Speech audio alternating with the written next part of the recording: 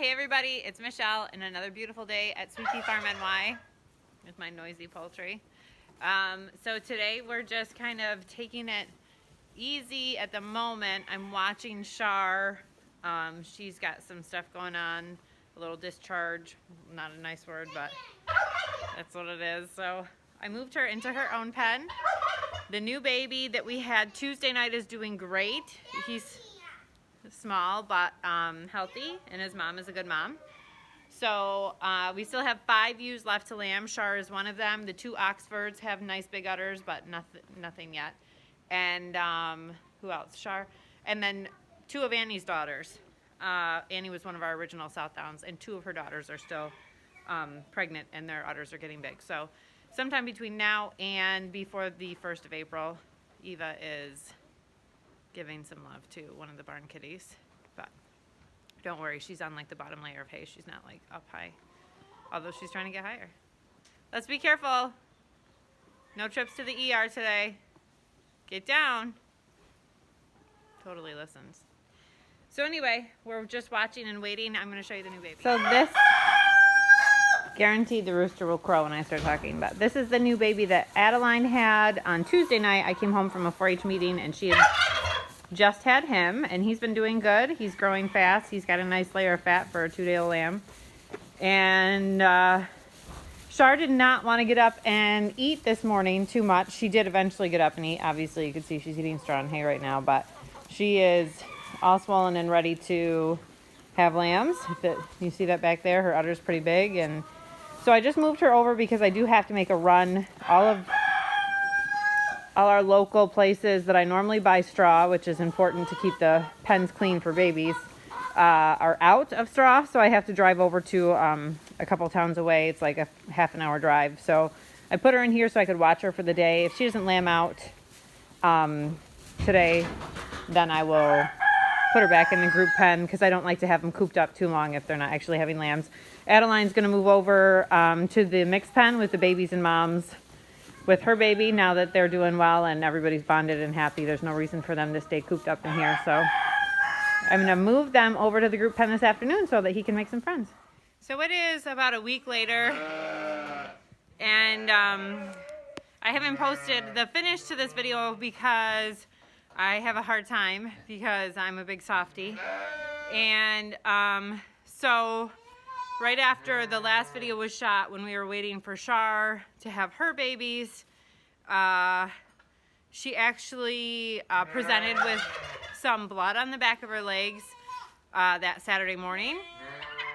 So I went to do an internal check, and there was a lamb right there. As soon as I went in, it was pretty obvious due to the odor that the lamb was no longer alive, unfortunately. So after probably an hour and a half of working on her, I got that lamb out. Unfortunately, there was a second lamb, behind him.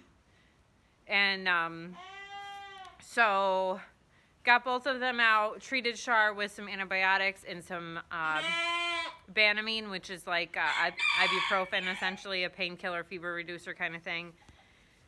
And the following day I lost her. Likely either they had been deceased inside her too long. She wasn't showing any signs of labor. The blood was the first thing that I saw that was any clue of any activity happening with her.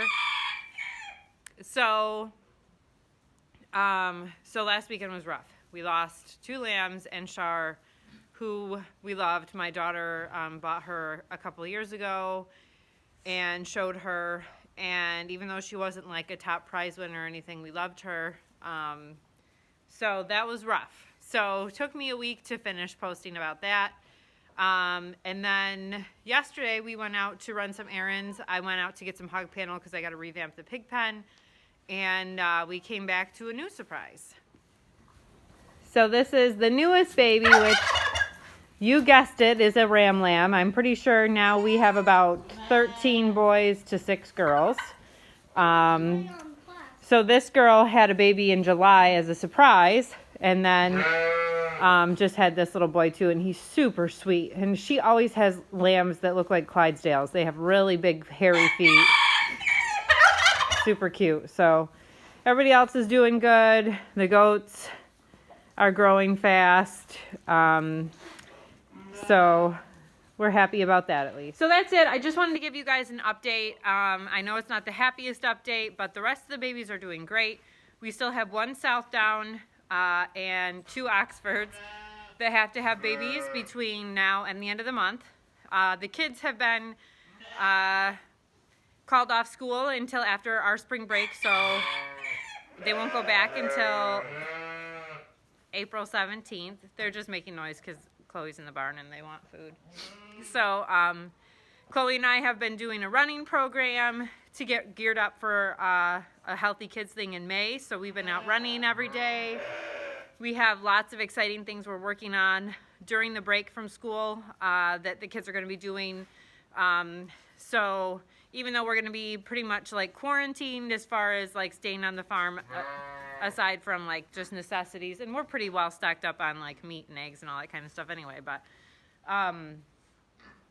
so we'll be busy even though the kids won't be in school for a month unexpectedly. But I hope everyone is staying healthy and making good choices, and I really appreciate you guys for sticking around. Sorry I haven't posted an update sooner. I just didn't want to cry on the video, and I'm not very good about talking about these kind of things, especially right after they happen. So I will keep you guys posted. Hopefully I catch one of the last 3 or more than one of the last 3 having their babies, and I'll share as much of that as I can with you guys. Thanks so much, guys. Have a great rest of your day.